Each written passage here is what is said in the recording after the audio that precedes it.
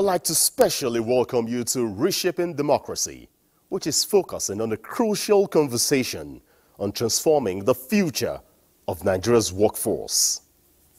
I'm Ayodeji Makinde. Let's start this way. The National Board for Technical Education, NBTE, plays a vital role in shaping the country's technical and vocational education landscape with a mandate to improve the quality and relevance of technical and vocational education. NBTE is at the forefront of addressing Nigeria's skills gap and preparing the next generation of professionals, especially the teaming youth, for the modern workforce. Today, we'll delve into the National Board for Technical Education strategic initiatives, innovative programs, and collaborative efforts aimed at enhancing the technical and vocational education sector. All this you will hear from the Executive Secretary, Professor Idris Bugaje, as he answers citizens' questions from across the country that bother on the functionality and technical and vocational training institutions, actualization of the nation's development plans.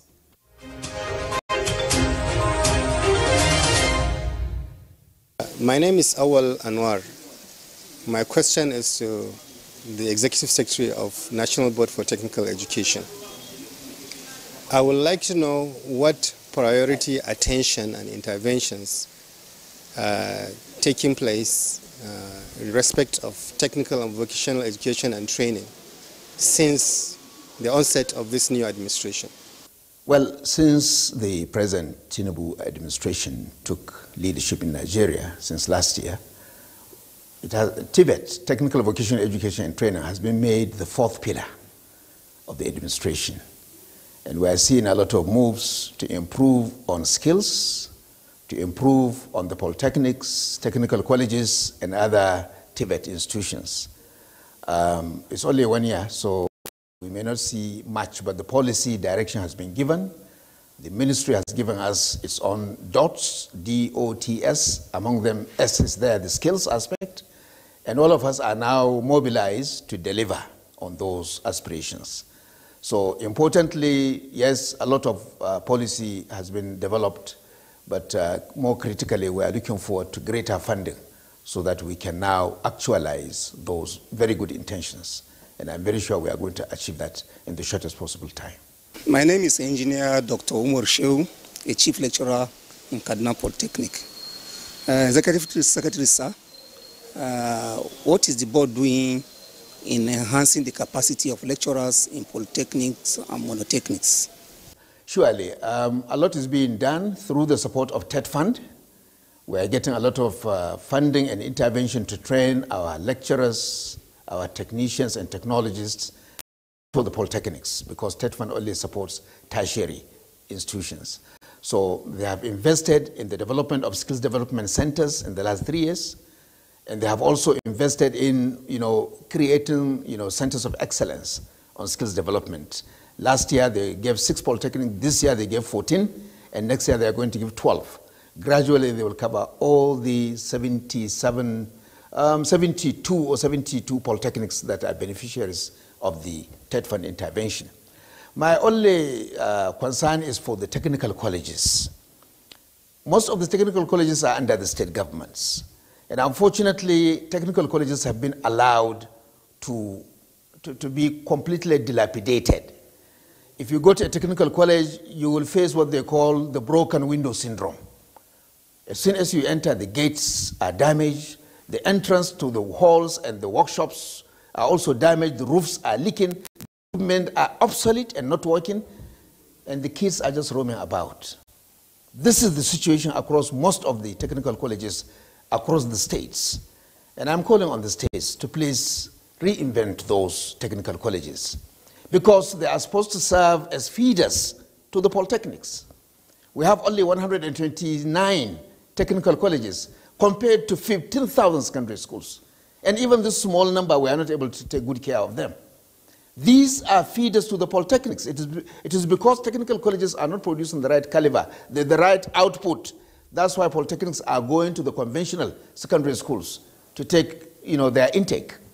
So we need to do more on technical colleges. They are in really a bad situation, bad state. There is need to invest more into technical colleges. There is need to introduce skills training, certified skills training in the technical colleges so that they will go out with dual certificates, just like we have in polytechnics. In the polytechnics from this year, every graduate of the polytechnic must also graduate with a skills qualification. We call it dual qualification, mandatory skills qualification, so that he gets the ND and he gets a skills qualification, a skill of his choice. We need to do the same thing in secondary schools and technical colleges so that they will also graduate with an additional qualification on skills. With that qualification, they can easily get jobs in industry. Construction industries are there looking for this qualified manpower. Absence of those qualified manpower, that's why we are taking people from Benin and Togo for finishing, for tiling, for POP, etc. The oil and gas industry is bringing in Filipinos, Indonesians, Chinese, because our technical colleges, our polytechnics have not been properly, positioned to deliver on those skills. We have been doing training of the past, certification skills, and this is set to change under this administration. So we are very hopeful that things are going to change significantly, but I must mention and I must warn both the federal government and the state governments must invest into technical and vocational education and training. At the moment, the percentage budget for education is low, and for TVET is dismally low.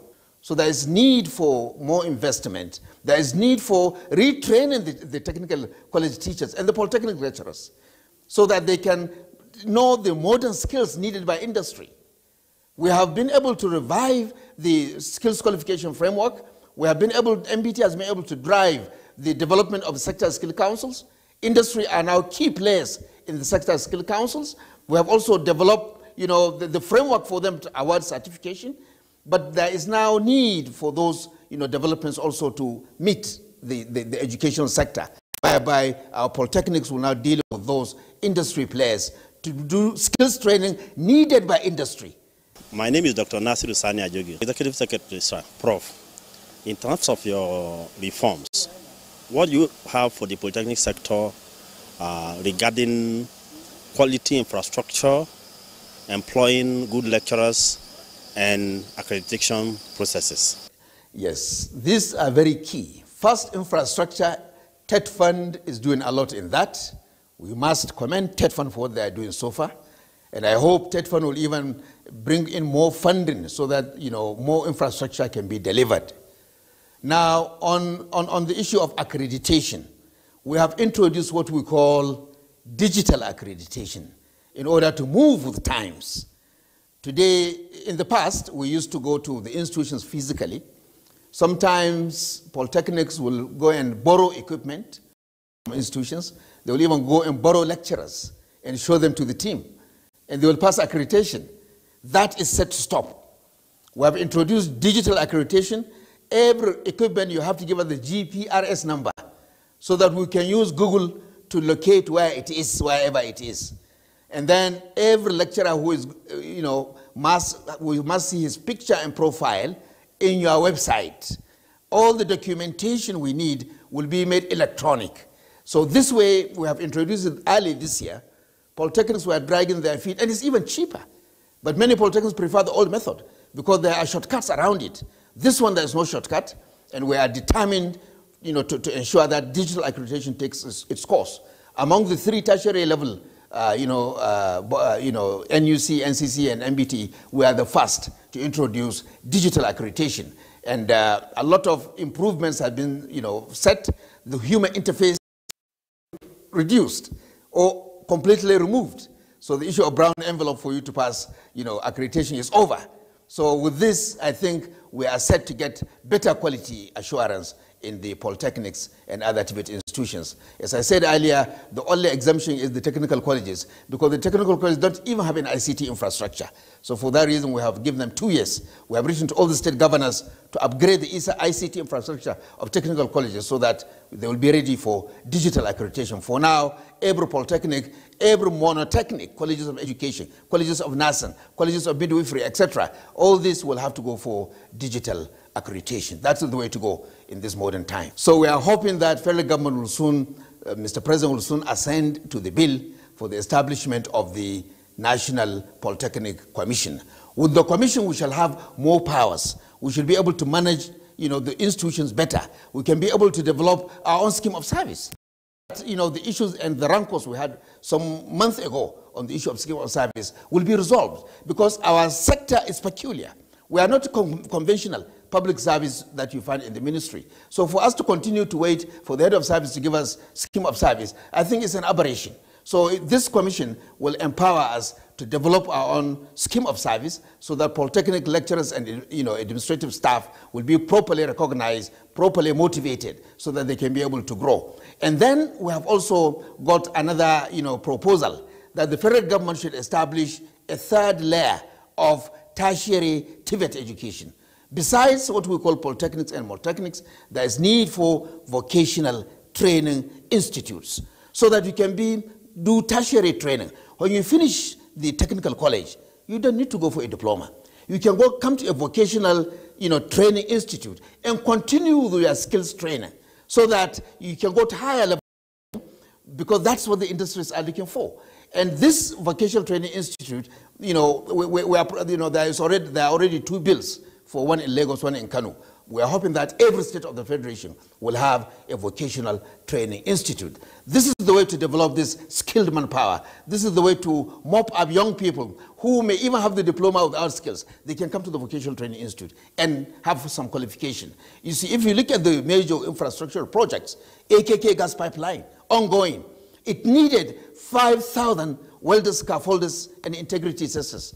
Most of them came from the Niger Delta, but some had to be brought from outside. So if by the time you train these young people along the AKK corridor, they could have fit into that project. The Mambele project will require 50,000 skilled workers.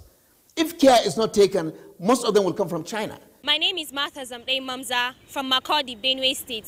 The CEO, sir, our technical colleges lacking skilled workshop trainers as there used to be in the 70s and 80s. In the 1970s, we inherited from the colonial past, very good, robust workshops, very motivated teachers and instructors.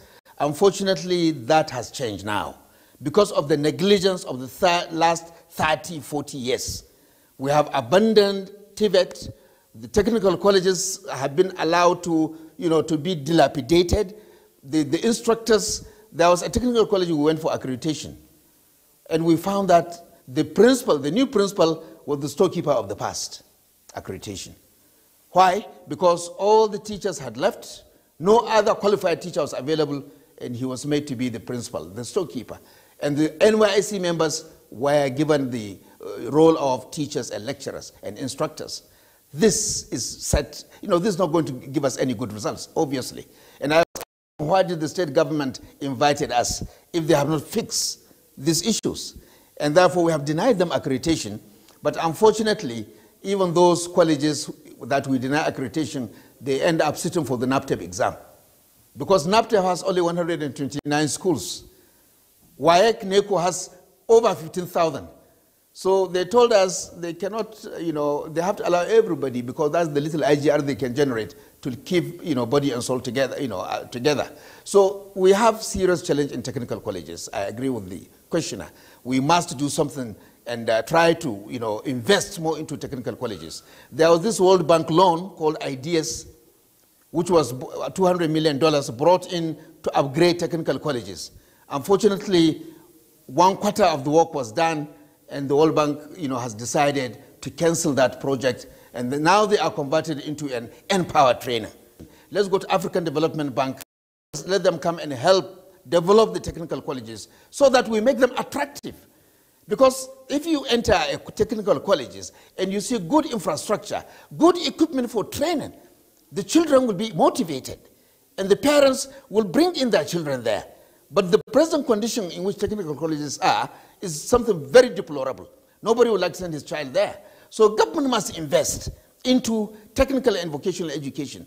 All the demonstrations that the protests that we saw 2 weeks ago, if we had fixed the TVET sector, that would not have happened. Because these young people will have a skill. Beside the paper qualification of NAPTEP or WAEC or whatever, they will have a skills qualification. They can go and set up as welders, as tailoring, as whatever. All the skills are there, over 100 of them. But unfortunately, that has not been done over the past, and we have been graduating people only with certificates, without skills, and that's why they don't get employment. They become a nuisance in the society. There are millions of them all over the country. So we need to reposition TVET so that young people will graduate with skills. And these skills, if we develop them well, there are even opportunities outside the borders of Nigeria.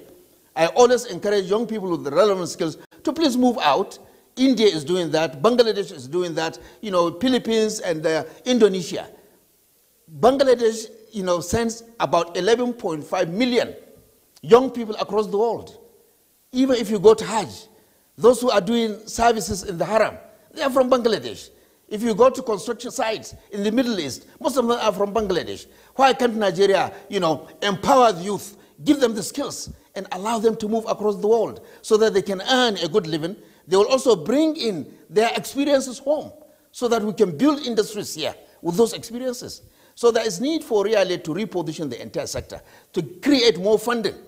At one time, we are even asking for a Federal Ministry of Technical and Vocational Education so that the focus will be on TVET. TVET is the solution to all the problems we are facing in this country. If TVET is properly fixed, there shall never be any protest on our streets. Young people will be empowered.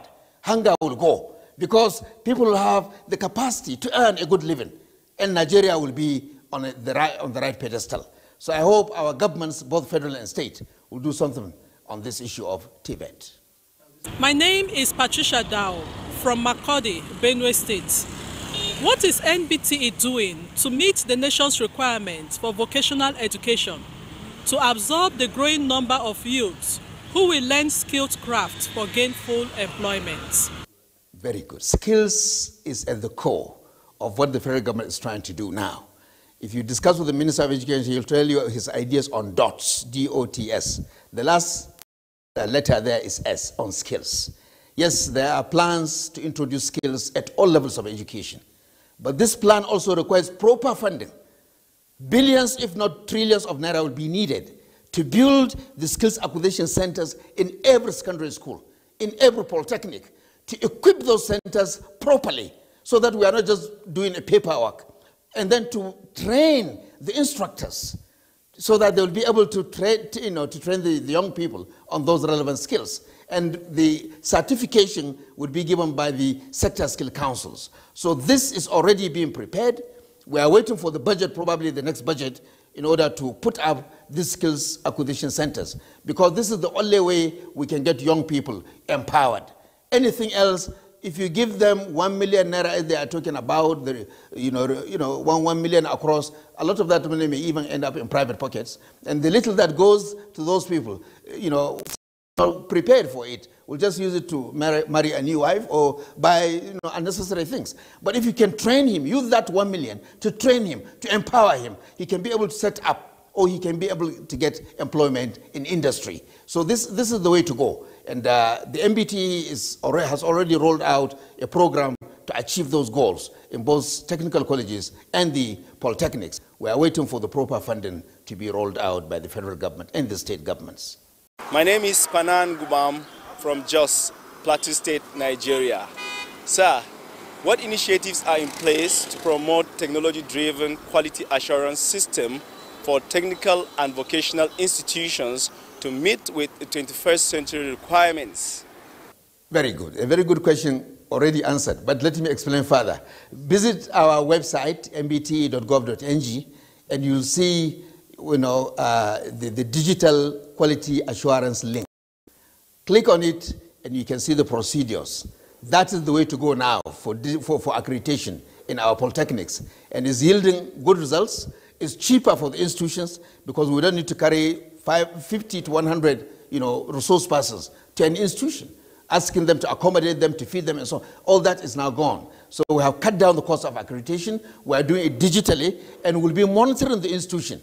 Even the admissions, when we give you a quota of 80 or 40 or whatever for each course, after the accreditation, we shall be monitoring it digitally through the admission portal of JAM. We shall be monitoring it through the HND portal, which we have also created, and this will ensure proper quality assurance, because a lot of polytechnics are taking an overdose of students just to generate IGR, which is very unfortunate. We have already told them that era is gone. We are now in a digital age, and we are going to use digital to ensure that quality is assured in our technical and vocational institutions in Nigeria. My name is Jude Dangwam from Jos Plateau State. I would like to know, sir, what is NBTT doing towards quality assurance to institutions of technical and vocational learning to meet up with the 21st century's demand as it is applied in other world? Surely, I think NBTE has already voiced our position. We have less number of polytechnics than universities, and that is an anomaly. Because in a properly managed economy, according to the ILO, for every engineer from the university, you need 5 technologists and technicians to support him. If you take any construction site or any industry, the person who designed it, the bridge or the building, will be one engineer. But the people who will do the construction work, you need mason, you need vendors, you need tilers. The number is higher than that of the engineer. So unfortunately in Nigeria, the pyramid has been put upside down. We are producing more engineers than technologists and technicians. And that's why we are calling on the federal government, please convert some of these universities into polytechnics so that they can deliver on skills training, so that they can be able to mop up the youth on the streets.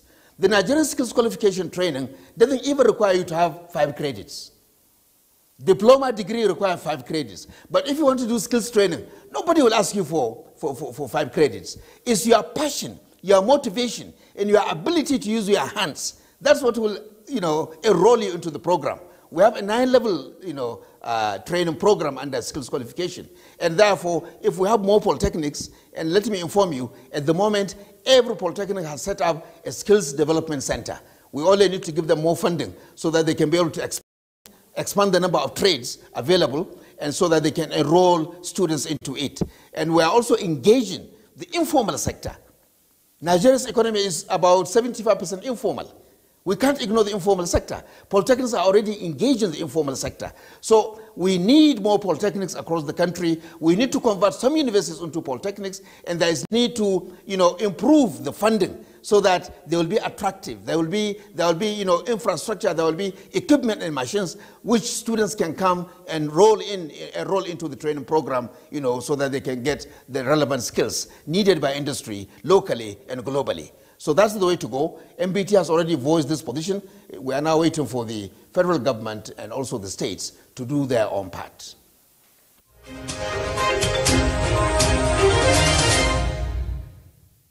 It is time for the harnessing of technical, vocational, and training programs to support industry needs with skilled manpower and meet global standards. Technical colleges, polytechnics, monotechnics, and vocational institutions are now bracing to stand the test of time.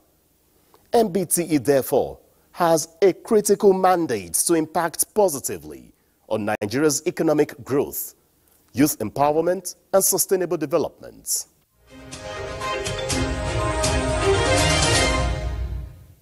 That's Reshaping Democracy. I'm Ayodeji Makinde.